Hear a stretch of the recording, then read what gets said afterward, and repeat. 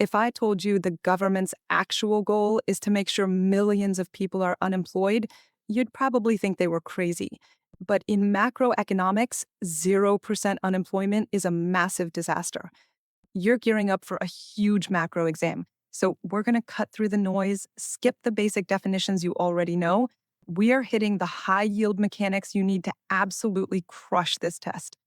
To understand any of those mechanics, we have to start with the foundational problem driving the entire global system: scarcity. We have completely limited resources, but unlimited wants. That mathematical collision forces an opportunity cost onto every single choice you make. Every choice costs you something else. This logic dictates how billions of individual decisions aggregate into the global economic system. Let's give that a real-world edge with a micro-level case study. Think of the best brain surgeon in the world who also happens to be the world's fastest typist. Should that surgeon type up their own patient notes? The opportunity cost of them spending an hour typing is an hour they aren't in the operating room saving lives. The math is clear. They must specialize in surgery and pay an assistant to type. That specific dynamic is called comparative advantage. Countries operate on this exact same mathematical rule.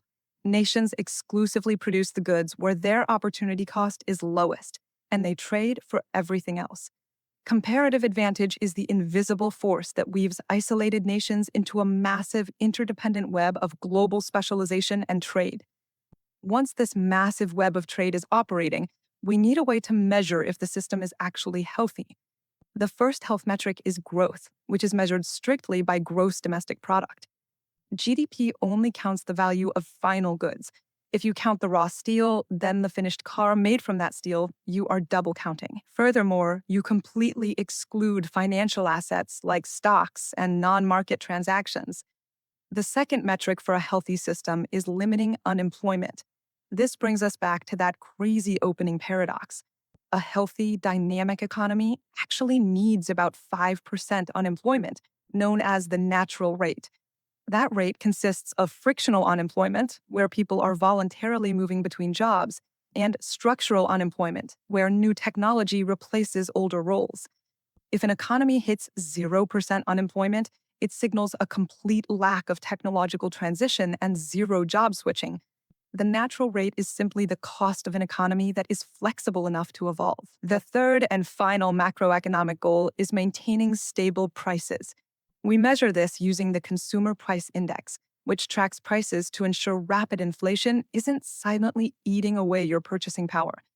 But despite closely monitoring these three goals, economies break down. They fall into recessions or overheat with inflation.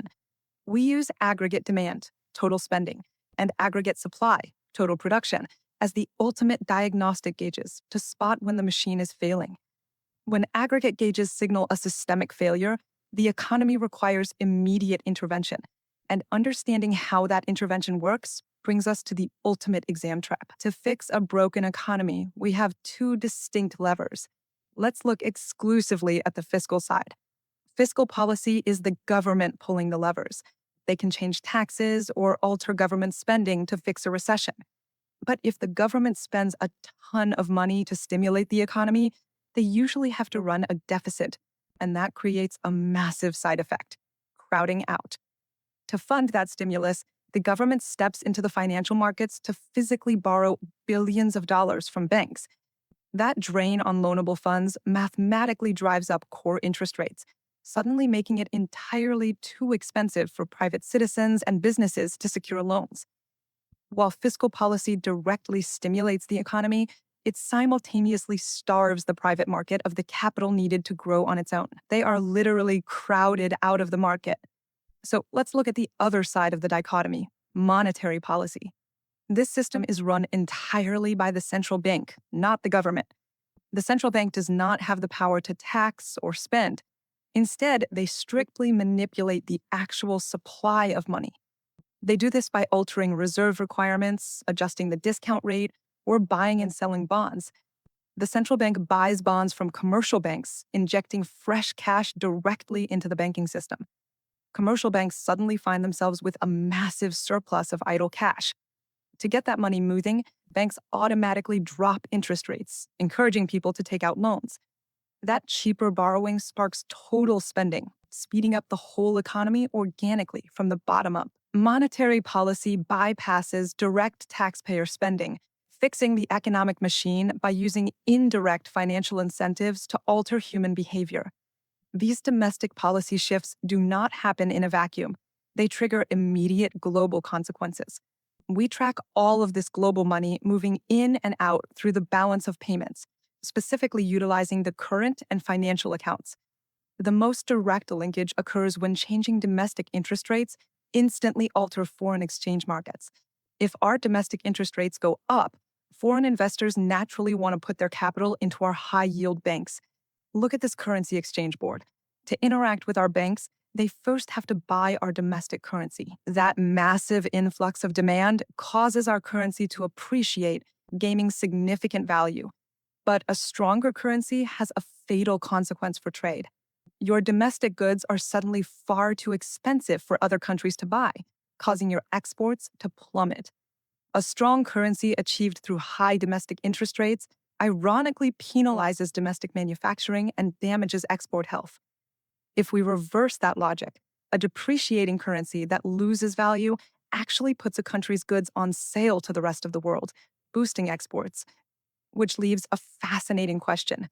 Might a country intentionally weaken its own money just to dominate international trade? It is a real-world geopolitical chess move that relies entirely on an advanced understanding of these exact macroeconomic levers. You now possess the complete structural map connecting comparative advantage all the way to global monetary mechanics. You have traced the path from a single choice to a global currency shift.